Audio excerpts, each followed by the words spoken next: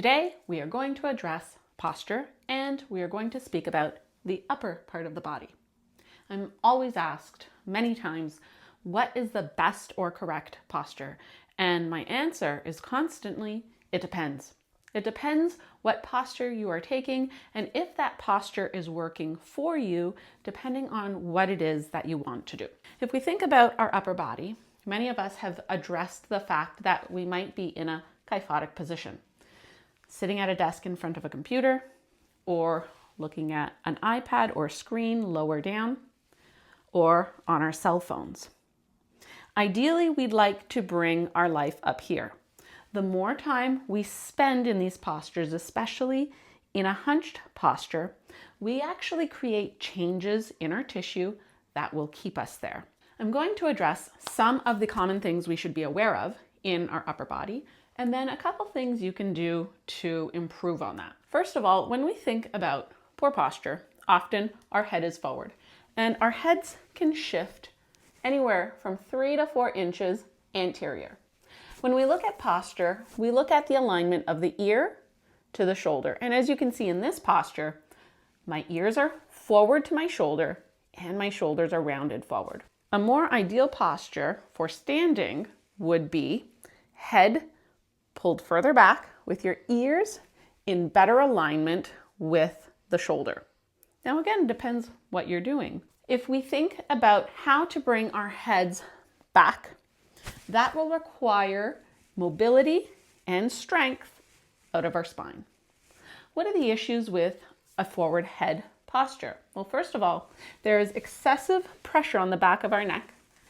So the upper cervical bones of the skeleton. And then there is an overcompensation in the muscles and the bones lower on the neck. So we get extension through the upper, flexion through the lower, and that continues into our thoracic spine. The muscles and fascia and tissue around that are also affected. As you can see on this skeleton, we have some red and yellow going through the bones. With that displacement of the head, that can strain the carotid artery, which is the main artery going up into the brain, as well as all of these nerves coming out of the spinal cord. If you've ever had numbness or tingling in your hand, it could be coming from something up the chain, from the shoulder, the upper traps, or even the neck.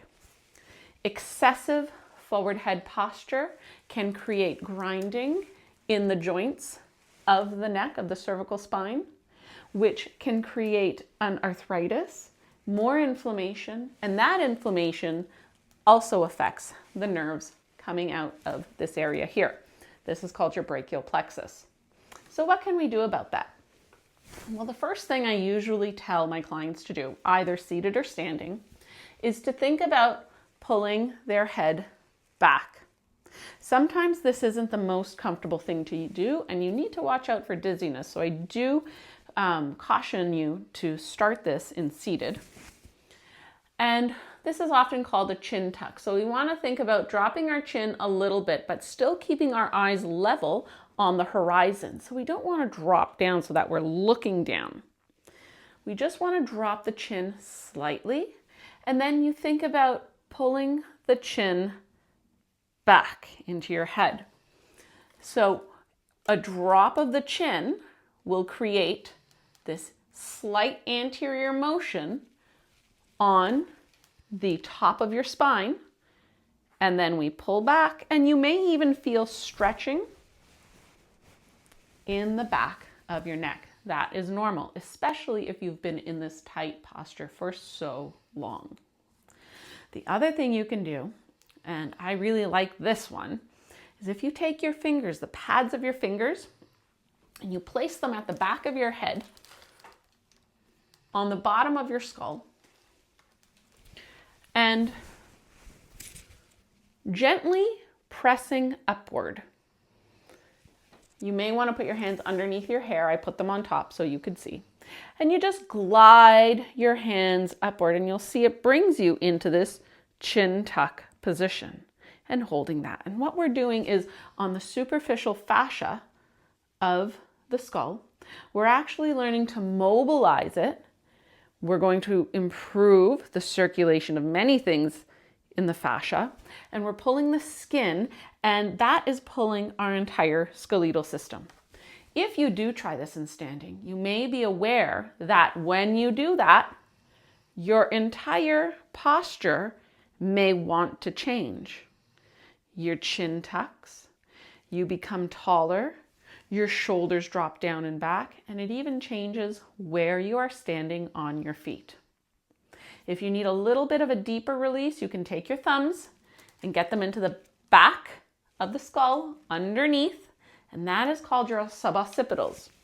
You take the pads of your thumbs and just press and again pull up, this time not allowing the thumbs to move. So we're not gliding, we're just pressing and holding. Those are 3 things that you can begin to think about in terms of your own posture, which will immediately help not only the fascia and tissue in your neck, but also probably in the entire body. Finally, whenever you can think about it, bring that cell phone up to eye level so you can stand in a normal posture. What are some of the problems that can occur with this forward head posture? As we age, I tend to find that many of my clients have changes to their spine where they have this thoracic curvature forward. Their head is so far forward, they curve forward that it ends up changing how they move because their center of balance is now off. With your head placed anteriorly, it's very heavy. So the posterior chain, the back of our body and the front of our body, and the sides, but let's talk about the front and the back, have to compensate for this forward head posture. So we start to get shifts all throughout the body. This over time, and we're not just talking a week or a month, but 10 years, 20 years, you eventually create fascial stiffness and tightness, and the tissue changes so that it learns to keep you in that posture.